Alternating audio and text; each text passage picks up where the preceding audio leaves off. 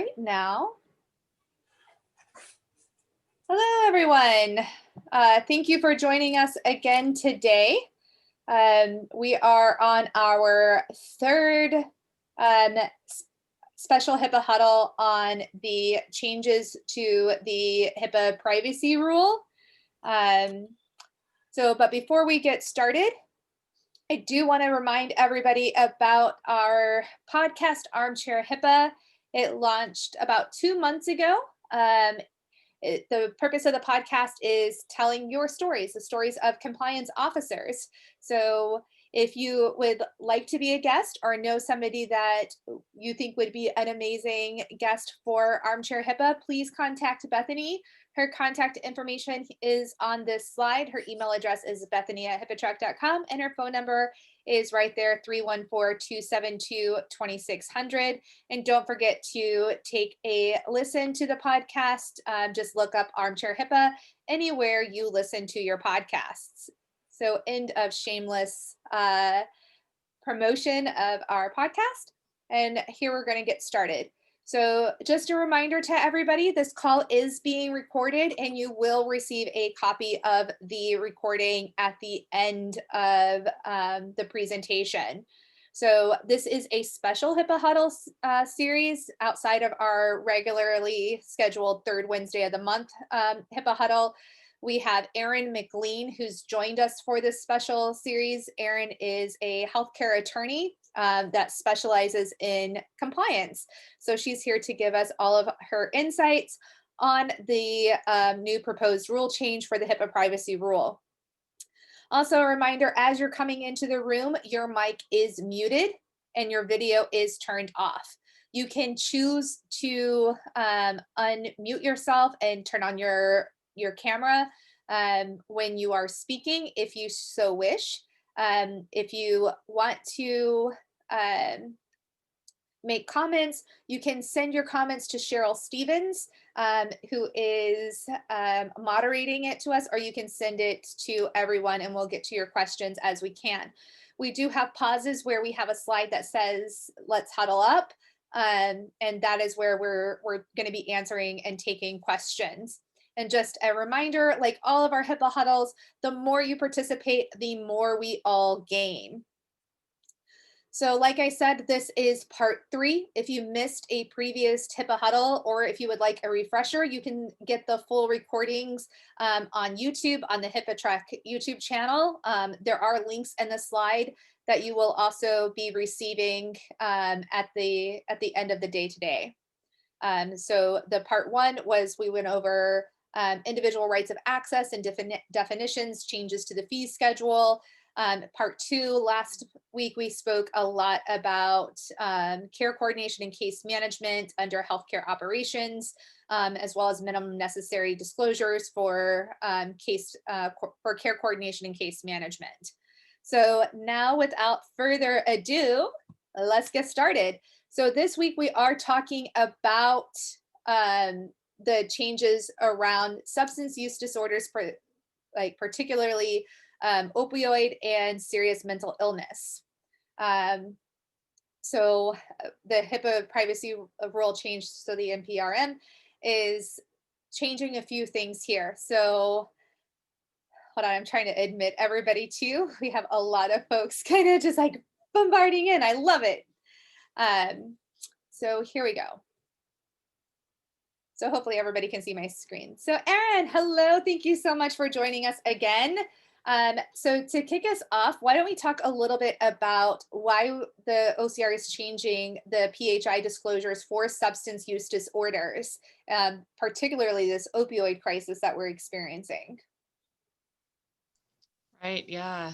And I did want to say, Sarah, you always introduce me as an attorney, but I spend most of my time doing healthcare compliance and healthcare privacy compliance consulting. And I'm also an attorney. So you're an attorney that's come over. Yeah, you're an attorney that's come over to the good side. I think that starting off with the attorney part is a little scary sometimes. So it's like, oh, so we'll go in with the soft soft side approach. You're a consultant. So through Compliance Stride, we really do like work with people where they are and get to where they need to go.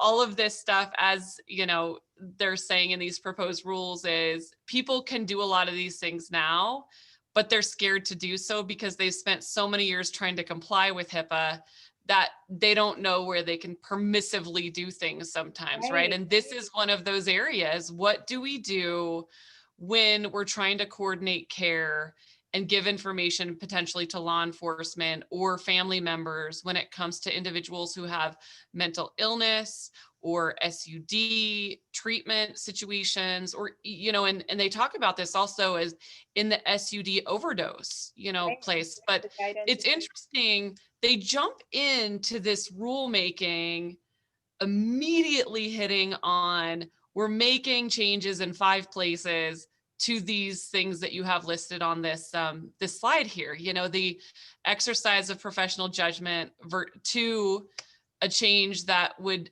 replace that with good faith belief, and then the serious and imminent threat language to serious and reasonably foreseeable threat standard. And so it's interesting because they seem to think that this is going to significantly help people in understanding what to do. I don't know if I agree with that. Well, I agree. I think it does cause even further confusion, right? So, which I think is what this whole, the entire, almost 600 pages of proposed rule changes is really trying for. The majority of it is a clarification. And they're trying to clarify what we're already able to do, and by changing verbiage or changing grammar. And I think unless you are an attorney, it's very difficult to sometimes understand exactly what they're trying to ensure we can do. But I think if we just circle it back, like we talked about last week, to the whole purpose of everything is to improve care coordination and case management and to enhance individual rights. So if we boil it down to those 3 bullet points and we go through everything we're about to go through today, keeping in mind that those are the 3 things that are overarching the entire proposed rule change, we may be able to start to understand what these changes are, and to understand that a lot of this, we don't have to wait for this to be published to the Federal Registry. We don't have to wait for it to become the finalized rule. Some of this we're able to actually start implementing today or yesterday, however you want to look at it. Or we already did and we already knew it. Some people said, oh yeah, well, I got that the first time around. Right. Most of us didn't.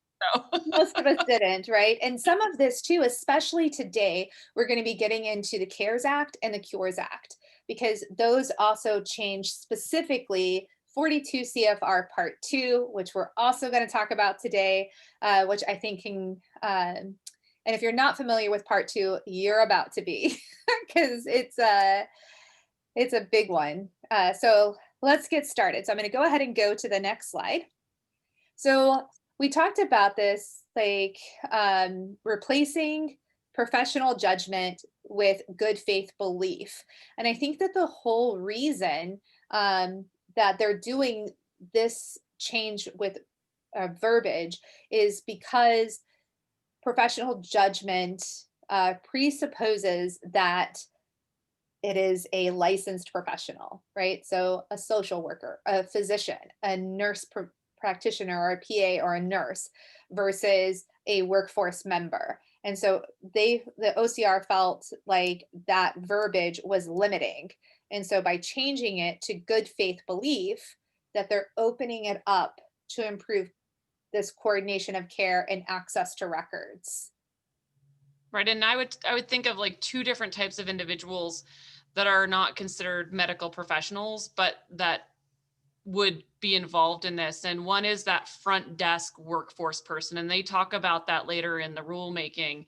The front desk person, having known this patient and the caregivers that are involved in care, that individual being able to make disclosures to individuals, such as, say, I accompany my mother every single time and they know that I make appointments for her, and I say to them, I need to know when the next appointment is.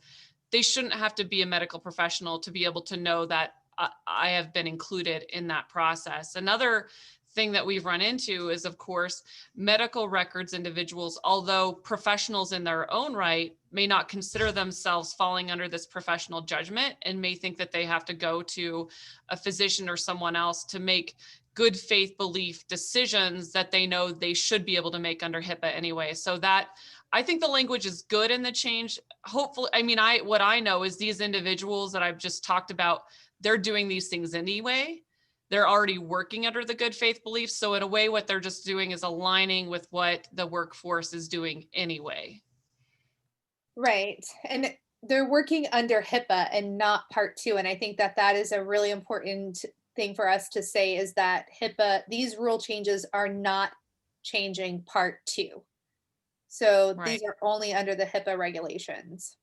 Right. And there's also a presupposition in here that they repeat a couple of times, and that is that you have policies and procedures that tell your workforce members what they can and can't do under these different areas of disclosures, whether it's as a result of an imminent threat or as a result of having to give the information to personal representatives or caregivers, that you have policies and procedures to guide individuals on how to do that. So I wanted to bring that in here because it's said here under the good faith belief, but it's said throughout these rulemaking Correct. proposals. Correct. And one of the things that they also noted in the rule proposal too, is, and it's listed here as the last bullet point, is in your policies and procedures, you need to make sure that you're obtaining the privacy preferences of your patients that are at known risk of an opioid crisis or or an overdose crisis, that you have their privacy preferences before they become incapacitated, so that you're not having to make decisions based off of, you know, what your assumptions are while they are incapacitated, if you already know what those privacy preferences are. And so here the OCR is telling us that that is a policy that we need to have. And in my experience, this is not a policy that a lot of hospitals and 42 CFR Part 2 covered care providers have already. So if this is something you do not have already, you really should, even though this is not a final rule, this is something that we can do right now, even before the final rule comes into place. So I really think that this is something that we should be doing now. Right, especially with those individuals who do have a history of mental illness or have opioid related issues. If there's a likelihood that they're going to be back, which, you know, a lot of times that's the case, when they're at a space where they're lucid, where you're discharging them for the next time around in anticipation, if you don't have those things in place, asking them, if you come in incapacitated, who do you want to have information? Who are your caregivers? Who do you consent to participate in your care? However is best for your organization to ask that based upon the treatment you provide. Getting that information down is going to help you make a much better decision the next time around. Absolutely. All right. So with good faith, we have to talk about bad faith. And I think that this is, I mean, it's unfortunate that we have to talk about it in healthcare, but there are some instances in some cases where bad faith has been demonstrated. And so the OCR does call out bad faith in these new proposed rules. It actually defines it as information used to harm the individual or for a crime. So exercise good faith, don't do bad faith. I mean, it's right there in the names, good versus bad. And a crime is a bad faith access Yes. to someone's, you know, information. So by crime, it's not just like going in and stealing. Like if you go in intentionally and access somebody's information in a manner that's illegal, that would be a crime. So we need to understand by crime, they mean criminal action under HIPAA. So yeah, I mean, and used to harm, that would be an example of somebody going into STAR's information and selling it, right? That's again, one more example under HIPAA, but used to harm isn't necessarily to cause abuse to them or something like that. It's also harm and reputation and in any other way. Right. Exactly. So under this, Erin, because I'm just curious, what do you think about record snooping? Is record snooping part of this bad faith? Yeah, and I think especially if it's repetitive, if you look at the compliance requirements under HIPAA and you look at the enforcement, it really is going to be a circumstance by circumstance review as to whether something is a civil or criminal penalty. Mhm. The more the snooping looks like it was intended to cause harm and wasn't an inadvertent, going in, or the more it's going to end up in that crime space. So again, definitely based upon the circumstance, but we need to make sure that, especially if we're looking at trying to justify disclosures, why did we disclose this to that individual? And of course, if they're going to give us a presumption that it's good faith, we got to show why we did it. Exactly. Document, document, document, y'all. Like that's what Right. it comes down to. Okay, so disclosures to personal representatives. And this is interesting, especially if we're comparing 42 CFR Part 2 to HIPAA, because in Part 2, there are no personal representatives. So this is an interesting, oh, y'all, this is very strange. I'm getting a call from Uruguay. Pretty sure that's spam. Uh, total sorry about that. So when we're talking about these disclosures to personal representatives, what exactly are they meaning here, Erin? They talk about personal representatives in a variety of ways. Of course, there's the personal representative, that's the adult representative of another adult, and that's going to be done through most of the time legal processes or some sort of power of attorney under state law. And then there's personal representatives who represent children. So as basically the guardians of minors, right? And they're talking about too, in the circumstances where there's state laws that say that the parent isn't necessarily the personal representative of the guardian. So they go deep into that. And then they talk about, but there are circumstances in which that person, although they're not a personal representative, is still involved in that individual's care, especially if it's like a teenager who is overdosing and has an emergency and is unable to consent, that there are circumstances where that person acts in loco parentis, the legal word, which in the standing of a parent, right? And even if the state law doesn't recognize it, that there are times in which, this good faith presumption is going to work, even though the individual isn't necessarily a personal representative. So they're trying to cover that gray area of in emergencies, right? Who can you talk to? Can you put the name in the directory? And I think from what they're saying, they're going to clarify all of these details in the final rules. Can you give it to family members and caregivers? Again, back to the good faith belief. And in the circumstance where the individual they think might come to harm, if not. And then they address this risk of abuse. A lot of commentators were afraid that somebody might obtain information who might abuse the individual.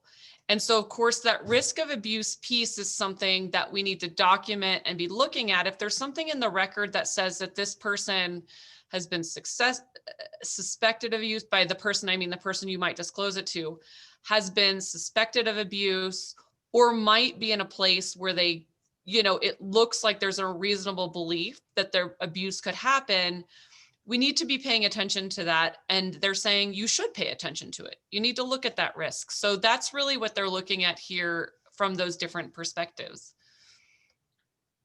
That's amazing. Okay, so identity verification. And I think that this one is one that everybody struggles with, not just when we're talking about substance use disorders and serious mental illness. It's something we struggle with across the board when we're talking, especially when we're talking about disclosing to a third party or a personal representative, like, how is this process supposed to go? And so they're really addressing this here under the substance use and serious mental illness proposed rule here. So what all do we need to do for this particular requirement, Erin? Well, again, of course, everyone here should listen to, if you haven't already, the past discussions we've had, because we had identity verification of the individual That was in part one. relation to access. That is not what we're talking about here. We're talking about identity verification of the personal representative or the family member or caregiver. Correct. And again, they're saying if you have policies and procedures, then those policies and procedures can guide you to be able to reasonably identify someone without a legal document. You know, if somebody's come in multiple times and acted as the caregiver, clearly consented to, if the person that they give care for, the patient, comes in and they're unable to give consent, you can reasonably believe and act on that belief that you're able to give the information that you would normally give to that person in these sorts of circumstances based upon the type of care they've participated in. So identity verification can happen just by me seeing you and knowing you're Sarah. Yeah. Or it can be, hi, remember me, I'm Sarah, I'm with this person, and they look in the, record, Sarah comes in with this person, right? So there are a variety of ways. And what they're asking is that your policies and procedures recognize for your workforce that there are a variety of ways so that we are not delayed in having caregivers be able to participate and help where they need to. And again, good faith belief and in the patient's best interest. So it's really, again, looking at, do you need to give this information to the person in the patient's best interests? So we're not giving the information to the person just because they asked. We're doing it because the patient's unable to do it for themselves, and we know that person can help them. And so those are the sorts of things that they're going to, I think, request that we take into consideration and that we have in our policies and procedures. What does best interest mean? Please act in good faith. These are the ways in which you could do it, so that we can show that we've trained our workforce on what these mean. Right. And so what we've always suggested, so what HIPAAtrek has always suggested when we're talking with our clients on like these kinds of processes that'll be handled either in HIM or at the front desk, is to not just have these in your policies and procedures, but create little cheat sheets, laminate them, and let them keep them at their desk. So when it does happen, your workforce isn't having to try to locate where your policy is, trying to follow everything. If as part of you creating or modifying or reviewing your policies, if you create these little cheat sheets, you can ensure that your workforce is going to know exactly how to act right in the moment without delay. And I think that that's probably something that we should be doing, especially with identity verification, because sometimes that falls on the front desk and they're not really used to having to do this. So if we create these little cheat sheets, that's just a little tip, not in the rulemaking, but I think that we should all be all be practicing. Well, I agree, Sarah. I actually have a laminator right here in that direction. So laminators aren't just for home, right? They're not just for home economics majors. They're for lawyers and compliance people too. If you don't have a laminator, they're inexpensive. And if you have a staff member that you need to remind how to do a process, put it down, put it through the laminator, put it on their desk. It really is nice and handy. So I'm glad you said that because it's very true. Yes. So I was going to suggest everybody email you everything so you can laminate it and send it to them. No? I'm just Or they could ask me, I could send them and then they could laminate it. That'd probably be cheaper with the way field is costing nowadays. I know. Okay, so back to it. Let's jokes aside. So one of the other things that I'm really, really glad that they put in here for substance use disorders as well as serious mental illness is this exception for averting a serious threat to health and safety. And they specifically mention in the comments about mass shootings and domestic terrorism because of the serious mental illness thing here. So what I really like is this duty to warn. We have this responsibility to warn if we know one of our patients is going to, if they've threatened, if they've done anything, we have a responsibility to disclose the information to the correct law enforcement agencies. So I know that you don't like me bringing lawyer stuff in. I know, but go ahead. The duty to warn is first year law school. So yes, and they use an example of a physician. Oh, that is true. They do that. So, but what's interesting here is the difference between the serious and imminent threat. How do you know it's going to be an imminent threat, right? It's hard to tell. And then, so what they did is they changed it to serious and reasonably foreseeable threat standard, which is what they're going to put in the new rule. And so that reasonably foreseeable allows you to reasonably foresee it. And that's actually what the law is normally, not imminent threat. So they're taking this back to this, what would be a law school, 101 duty to warn, and bringing in that reasonably foreseeable piece. And that allows people to not be so scared about whether they can prove that there's going to be an imminent threat. If they can reasonably foresee it, it gives them a little bit more leeway to go to the family if they think the family members can avert it, or go to a caregiver if they think the caregiver can avert it, or if necessary to law enforcement. Right. Perfect. Thank you. Okay. So this one is a big long slide where we're going to be talking through how HIPAA allows doctors to respond to the opioid crisis. Now then, here's where this is really important. So there is a link down here that links directly to this guidance from the OCR, and it was released like a few years ago. I don't remember exactly what year, but you can 2017. Thank you, Erin. You can actually even Google how HIPAA allows doctors to respond to the opioid crisis, because that's exactly what it's titled. So, but here's where it's going, right? So it's allowing doctors to respond to overdoses by releasing that information, overdose related medical information for care management and care continuation, and utilizing their professional judgment to do it. So why don't you explain this one to us, Erin? Right. So it's interesting. This guidance is helpful. It's right along the rules. And it's just saying, this is what you can do now. So I think what they're saying is, if you want to know what you can do now, it's in this guidance. And, I guess what I would do is send people to guidance. I don't want to shortchange them on that. It's 2 pages, I believe. It's easy to see. But if you want to know what sort of information can be given in response now, go there. That's what I would say. Go to the link. Right. But let's talk about this example here for a little bit, because this is an example that we liked and we pulled it out, right? So a doctor whose patient has overdosed on opioids, oh my goodness, is presumed to have complied with HIPAA if the doctor informs family, friends, or caregivers of the opioid abuse after determining, based on the facts and circumstances, that the patient poses a serious and imminent threat to his or her health through continued opioid abuse upon discharge.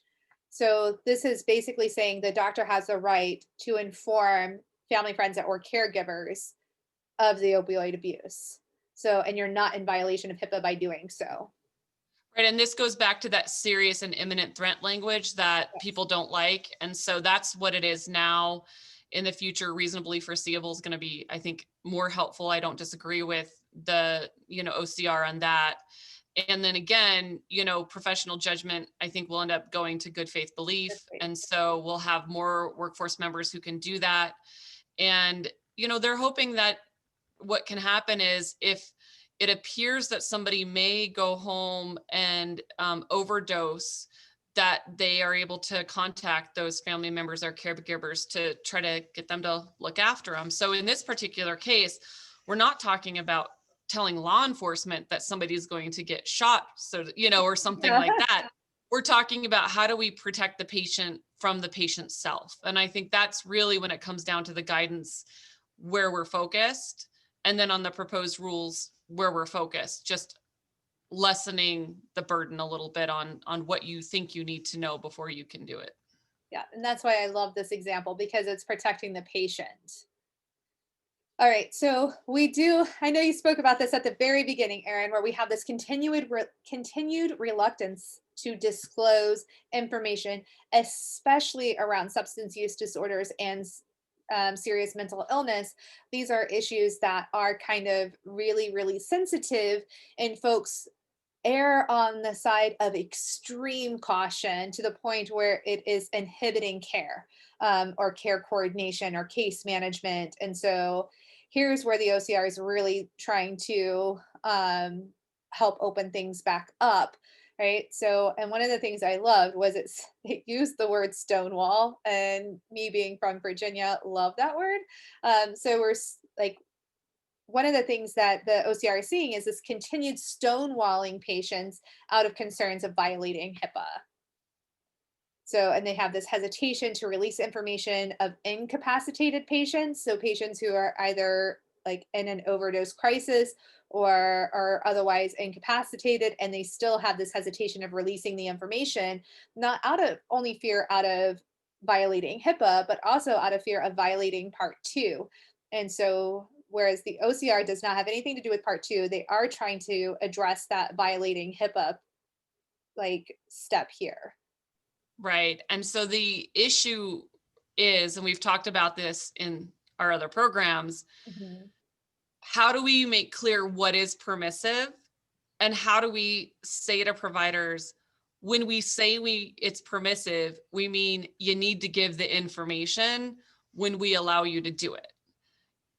And so we're going to tell you when we allow you to do it. Now, please make policies that tell your staff and your workforce that you can do this in these circumstances in order to ensure we coordinate care, in order to ensure people don't die of overdoses because no one's watching over them, et cetera, those sorts of scenarios. So they're trying to lessen the people's hold on this protective health information when we have permissive disclosures. Because of course, permissive means you can do it, but under HIPAA, you're not required to.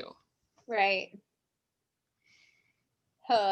Sticky wicket. So here we go. So serious mental illness and the Cures Act. So here's what I really want you to focus on and tell us, right? So, because they've created new web pages, they've gotten really into serious mental illness with the Cures Act. So how does that like circle us back to HIPAA and this new proposed privacy rule change, right? Because it's so much going into all at once. Right. It's very overwhelming. Well, and if people listen to our programs that we did, we've talked about the Cures Act multiple times. And the Cures Act basically says, it says more than this, but as to providers, if there's a situation where you can permissively give information for treatment to another provider, then you have to do it. So this is not permissive anymore, right? Or in treatment related circumstances. So for treatment purposes, it really is provider to provider. But what they're looking at is make sure that even though you may have permissive policies, if it's another provider requesting the information, do not information block. And really the Cures Act, it defines information blocking, and that is putting a burden or restricting information or delaying care in a manner that causes harm. And it relates to other, again, sharing amongst other providers. So care coordination, just like we're talking about, case management. So in that sense, it's not permissive anymore. And that's what we wanted to remind everyone. Perfect. All right. Huddle up. Cheryl, do we have any questions, or does anybody want to unmute themselves and ask questions? I do have a question. Okay. How similar is the duty to warn to a mandatory report? There you go, Erin. I would say not very similar. So again, your mandatory reporting are under these circumstances, you have to report to these governmental entities, right? Or you have to use this phone number, or so it's a required reporting. And the duty to warn, as we were talking about, is permissive. It doesn't fall under the Cures Act because it's not treatment provider to treatment provider. It's permissive. It says you have a duty to warn if you think in your professional judgment that there's going to be imminent harm to someone else based upon your treatment. So in the example they give us in law school, somebody goes to a counselor, they tell the counselor that they're going to go kill someone else as soon as they walk out the door. And at that point, the counselor has a duty to warn, right, the individual or somehow try to stop it, because they know that they've been told that somebody's going to get killed. So in that particular circumstance, they can release this information that would otherwise be protected, but they can only release the information that needs to be released in order to stop the harm. So you don't send the whole record over, you call and you say, so-and-so is going to kill so-and-so. And you do it to wherever you need to do it. So, and again, you could do it to a family member who could stop it, or you could call the individual who they're going to try to kill and, you know, tell them to go hide. So it's in a mandatory reporting scenario, you're reporting to a government agency. So not similar at all, I would say. Great answer, Erin. All right, so any other questions? Nothing more at this time that I've received. So I don't know if anybody wants to speak up and ask a question, but I have nothing in writing. Okay, Right, jump in, everyone. I know, because now we're about to jump into 42 CFR Part 2. Okay, so like I said at the very beginning, we are aligning HIPAA in Part 2 more closely, but Part 2 modifications are outside the scope of the OCR. So everything that's in Part 2 is still Part 2, and that's with SAMHSA, and then everything with HIPAA, that's the OCR, and that's what we're talking about. But we are going to give like a brief, like extremely brief introduction to an extremely complicated rule in the next 20 minutes, which is Part 2, and then we're going to talk about cares and cures as well. So when we talk about 42 CFR Part 2, or like us in the biz like to say, I'm so geeky, I apologize for that very bad joke, but we like to call it Part 2 because it's easier, right? But it refers to the confidentiality of substance use disorder records. So it's really like the HIPAA privacy for substance use records, but it only applies to Part 2 covered entities. Part 2 programs are prohibited from disclosing any information that would identify a patient as having or having had, right? So a substance use disorder, unless that person provides specific written consent. So they have to say, I, Sarah Badaman, give Erin MacLean a right to see my records for this. Like it has to be that specific. Whereas HIPAA, you can have more broad stroke personal representatives. That does not exist in Part 2. So violating Part 2 is punishable by a fine of up to $500 for the first offense and up to $5,000 for each subsequent offense. So Part 2 is just as teethy as HIPAA. So Erin, why don't you tell us why Part 2 was created? Right. And to note, I mean, it is a crime. Like they made violation of Part 2 a crime. There's not that whole like this is civil, this is criminal. Nope. So in the 70s, it's interesting because all this came about before HIPAA. In the 70s, it was difficult to encourage individuals to seek drug and alcohol rehab because at the time there weren't any laws that would keep law enforcement from being able to go in and just like pluck people out. So what would happen is people would go for treatment and law enforcement would see that as a place where they could just like pluck their offenders out, right? So it's basically started out as a barrier to allow for the individuals who ran these treatment programs to say, you can't come in, I'm not telling you who's here, and you can't come look. And if you want to take me to jail for keeping you from coming in, fine. And then it also, started being seen as this law that encourages individuals to go seek treatment because they're going to know that unless they consent to release of the information related to their treatment or even diagnosis, that they are going to have a completely private and confidential treatment process from beginning to end.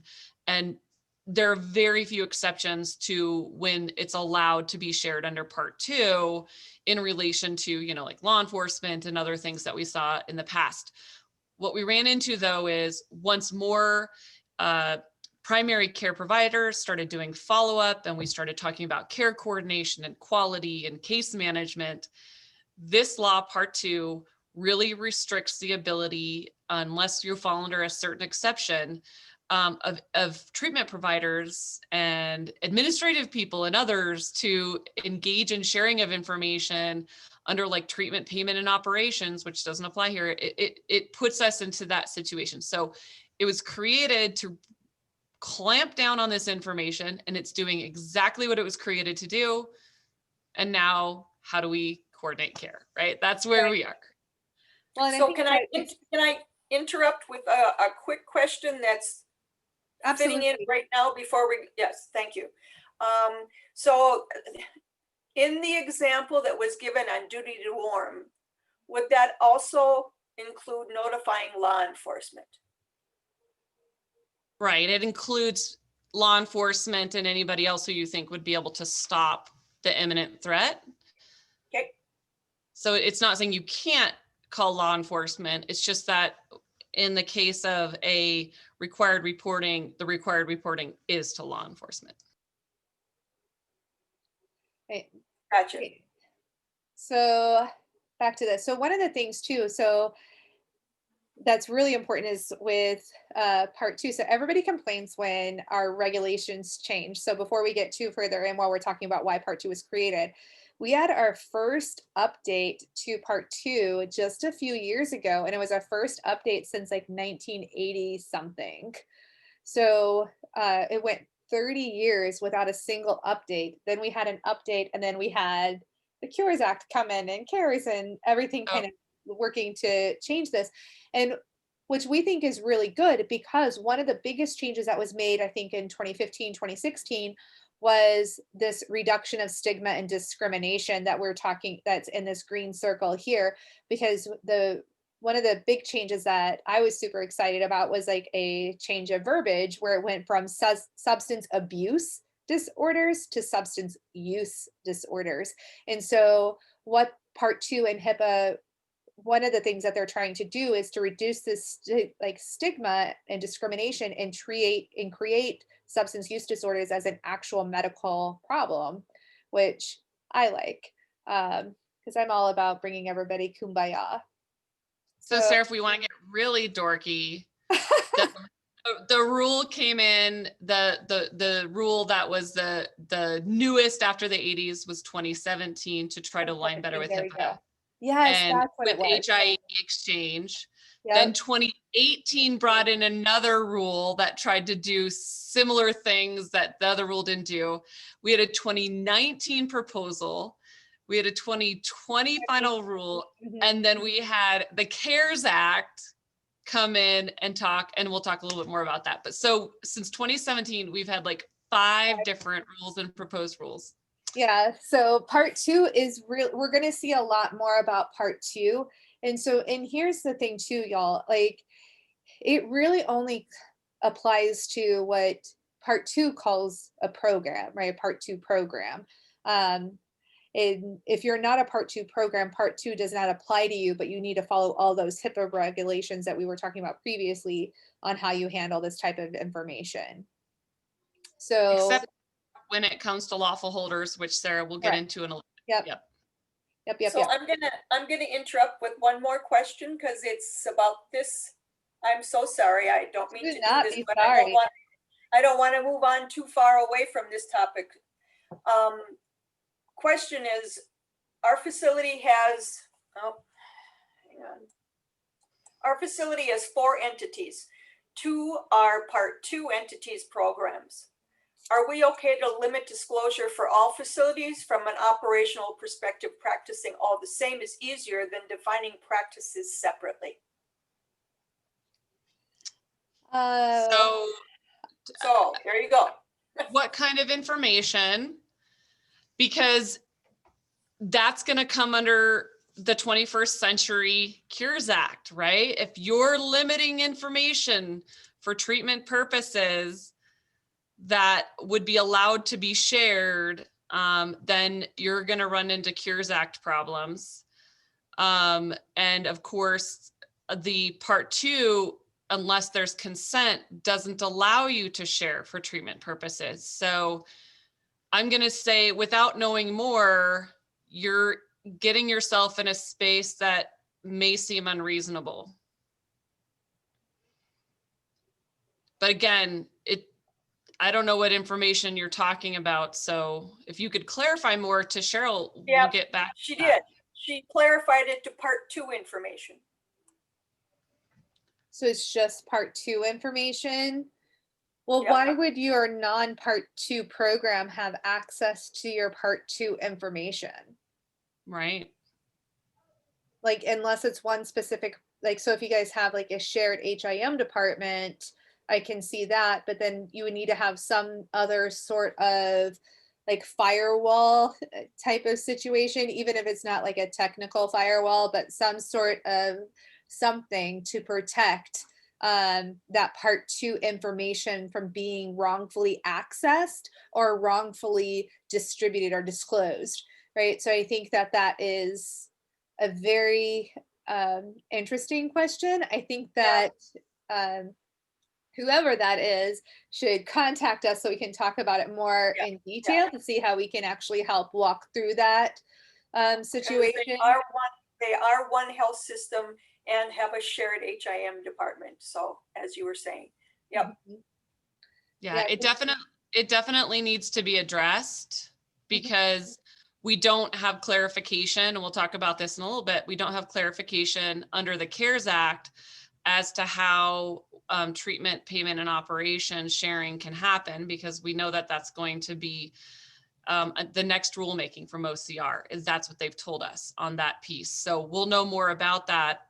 But until we have that information, you would really need a compliance specialist to come in and take a look at what you're doing. And that's what I would suggest, is have somebody who understands privacy compliance come in and just make sure that what you're doing is compliant under the law now. Because if it is compliant under the law now, it'll be easy for you to comply as the new rules get rolled out. Absolutely. That was a great question, because we And do thank see you. a lot of organizations that are like that, especially hospitals that have inpatient programs as part of their hospital system, right? So, I think that we're seeing a growing trend towards that, where it's not just a bunch of independent treatment facilities. It's really being substance use disorder treatment is being integrated into healthcare. And as we see that, we see health systems acquiring or creating substance use treatment facilities and having inpatient treatment facilities inside the hospital. So it's going to be a growing problem, because it's unrealistic to have a separate HIM department. But it's really going to depend on how you have your policies and processes and kind of separations in place to prevent you from violating a regulation. So, Right. And so part 2 records are still part 2 records, correct. even if somebody consents to you sharing them. So, that's even more information we're not going to get into here, but there's the part 2 program, and then there's the part 2 records. And then at this time, they can't be used and disclosed for treatment, payment, and operations unless there's a written patient consent that specifically authorizes that. And again, it's not a HIPAA authorization. So your medical records area cannot use the HIPAA authorization. The consent needs to be obtained during basically the treatment intake and treatment process. So Right. And part that's 2 is really specific on what needs to be in that consent. Like, it is detailed out in part 2. right. So those are all good things for you to know. We're not going to get any further into it here, but we wanted to make sure everybody understood those pieces. Right. Okay. So going back, so what does part 2 apply to? Right. So any information, whether recorded or not, created by, received by, or acquired by a part 2 program relating to a patient. So this is very different than HIPAA, which has a designated record set. Here with part 2, it's everything. It includes both paper and electronic information. And we did put this nice disclosure. Thank you, Erin, for making us put it back in, because unlike HIPAA, TPO does not apply to part 2 unless you have that specific written patient consent. All right. So substance use disorder records that are maintained in connection with a Part 2 program. So you must decide whether or not if you are federally assisted or a Part 2 program. So Erin, can you talk to us a little bit about this? Right. So most organizations that provide healthcare are federally assisted. So this is an easy, am I a Part 2 program? Am I federally assisted? Well, do I participate in CMS? Okay, exactly. And then, so if yes, then you're a Part 2 program if you hold yourself out as either treating or diagnosing SUD. And years ago, this was just specific SUD providers. And now we're seeing lots of primary care providers putting on their website that they treat and diagnose SUD. And if they are federally assisted and they hold themselves out to doing that, they start creating a situation where they're a Part 2 program. So I was talking to another compliance attorney the other day, and we talked about how a key is holding yourself out. So, if you're putting stuff on your website and you're putting stuff out in the public and advertising in any way, you just want to be careful about that. I've had clients just take all of that off, even if it's something that ancillary to their primary care. They do say they diagnose somebody incidentally to their primary care that, shows that they have an SUD. That's not making yourself a Part 2 program. That's providing primary care and then saying, oh, this came out in our primary care process. I'm going to refer you over to a Part 2 program. That's entirely different than saying, I provide primary care and I diagnose and treat SUDs. So, but it's interesting that people sometimes don't understand that they're putting themselves into a situation where they're a Part 2 program. And we wanted to cover that here just to make sure that if you're in a situation where your marketing person thinks it's a good idea for you to advertise the diagnosing of SUDs and you don't want to be considered a Part 2 program, you might want to know that in the back of your head so you can say to the marketing person, let's not put that on our website because we don't want to be a Part 2 program. Exactly. Be intentional about our advertising. Right, so that actually leads us directly into this slide here, Erin, which we briefly touched on before, which was, are you Part 2? All right, so here's a nice decision tree that can help you decide. But even if you answer no, there's a few chances where Part 2 applies as a lawful holder. So Erin, what is a lawful holder of Part 2 data? Right, and we'll get into lawful holder. Bethany and I stuck another slide in, Sarah, when you weren't here. So, but just so you know, if you take a look at the one slide, side of the slide, these are all the areas where you're federally assisted and you're either not a Part 2. But if you're not federally assisted, if you say, I'm not federally assisted and I don't do this, when you receive information that has SUD related information from a Part 2 program, so this person who wrote in and said, what about, the rest of our providers that aren't the Part 2 piece? This would apply on that side if there is a lawful sending or disclosing of that information to the non-Part 2 providers. And we think most of you are probably non-Part 2 providers who become lawful holders. So we thought we'd cover that. Yes. Okay. So, here we go. Erin. Right? Lawful holders. I know. Right? It's magic. It's magic. Let's go. Tell us what these are. And I want you to explain QSO. I don't know if we talk about the QSOs as well, but if we can. Right. Yep. So, what we need to think of is we've got a Part 2 provider and they receive consent to give information to another treatment provider or another entity coordinating care. Those people who receive that Part 2 information pursuant to a consent become lawful holders. So there's lots of different types of organizations who could become lawful holders. And the law says you've got to keep that information secure and private and confidential, and you still can't share it pursuant to TPO at this time. Mm-hmm. The CARES Act is saying something different about that. So I think we'll have a change to that. But right now, what we're looking at is that we've got this information that comes from Part 2 programs, and it's not the same as your HIPAA covered information. And so that's really the most important thing. And of course, most of the time we're getting that so we can coordinate care. And then when it comes to QSOs, so QSOs are similar to, say, the Part 2 business associate, right? That's what we'll call them, Part 2.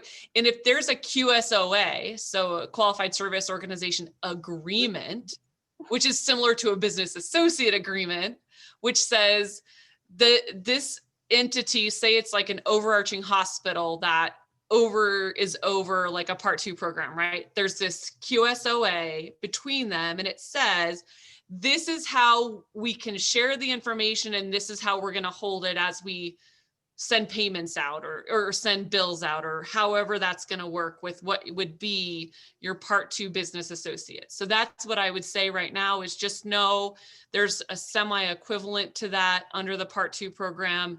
And these QSOs are what they are, and the QSOA is the agreement between them. And that's probably as much as we can cover today.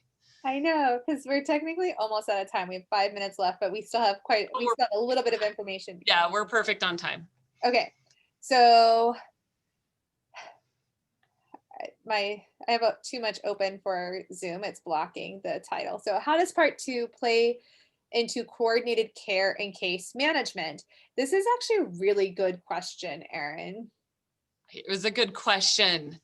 And they gave some answers to it in the proposed rule. And they said, we are going to need to address this. We're going to have to figure out how we can better align SAMHSA and HIPAA. We can't do it here in these proposed rules.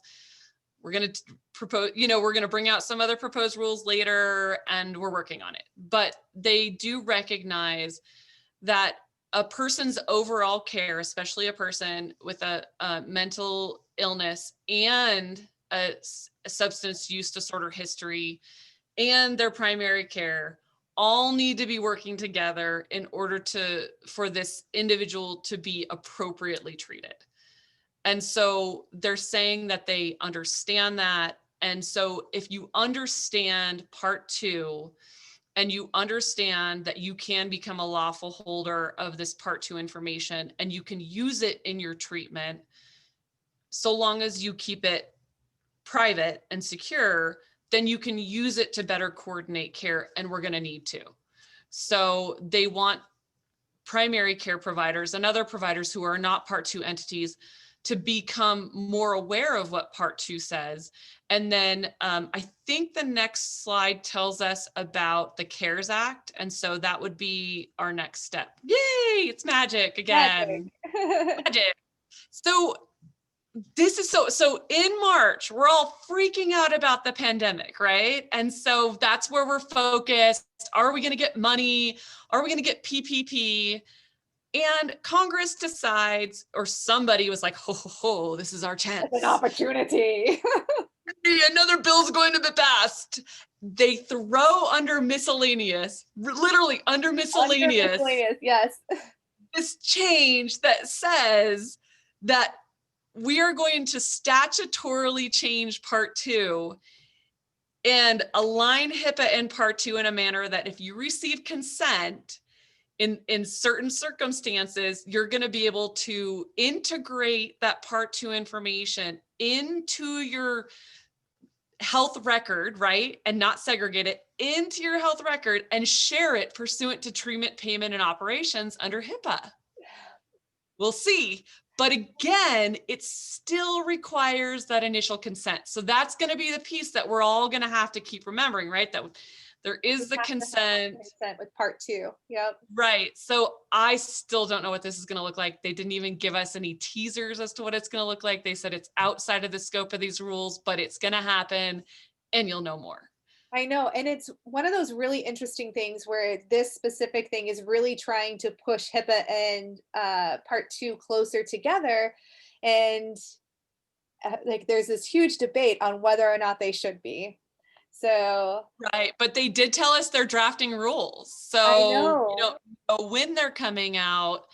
And the person who asked that question, I mean, really, I think this is what's going to help you, and it's going to help the people helping you to know what do we do when we've got 4 different entities?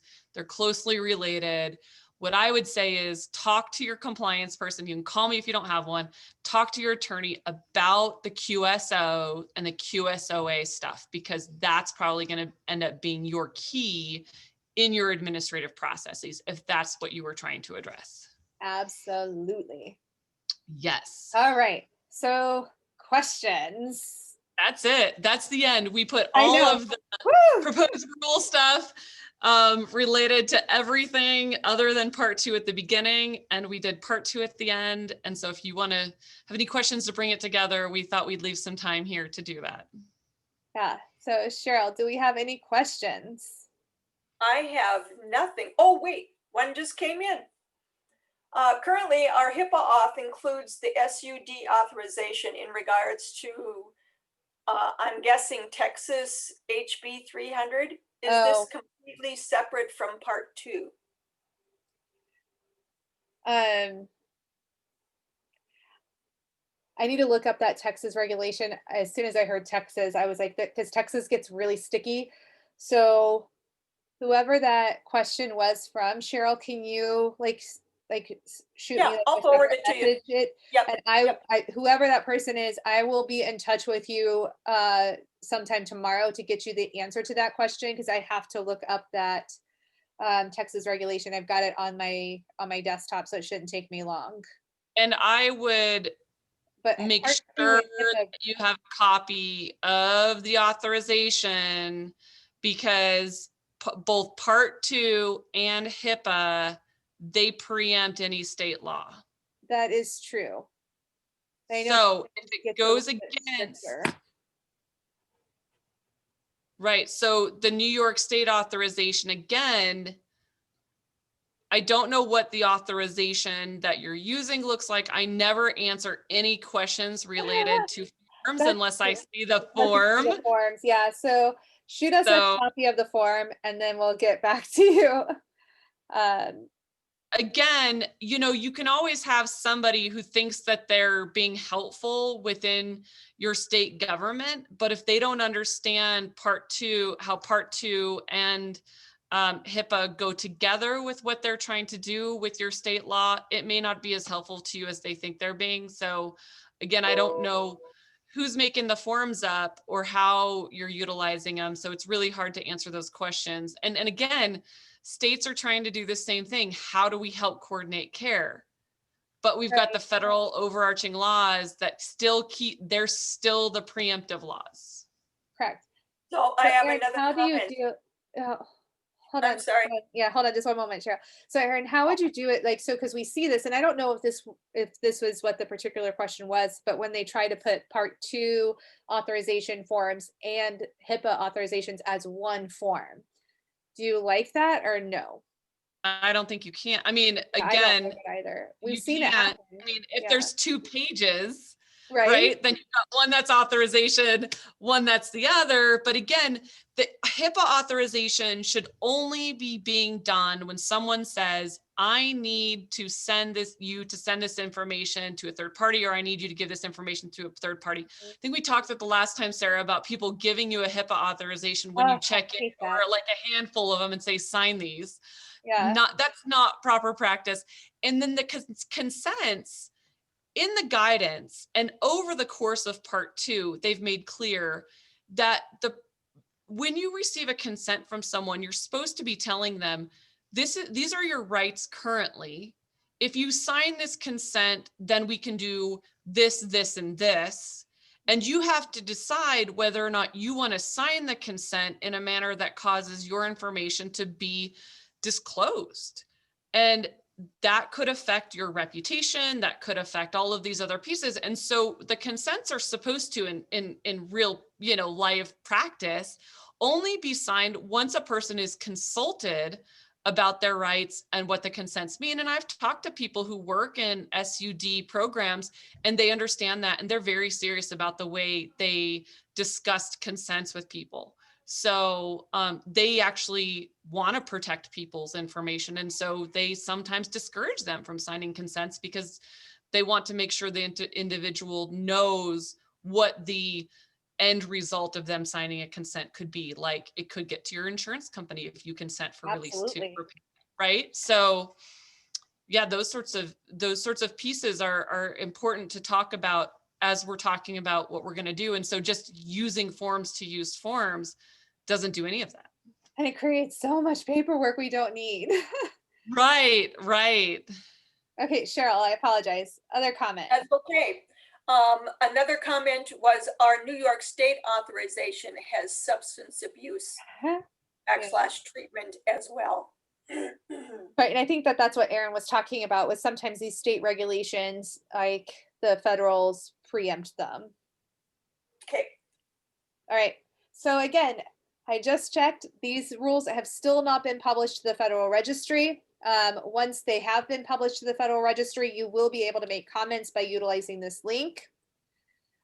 Next week is our last of these special HIPAA huddles. We will have, by the end of next week, covered everything in these new proposed rule changes.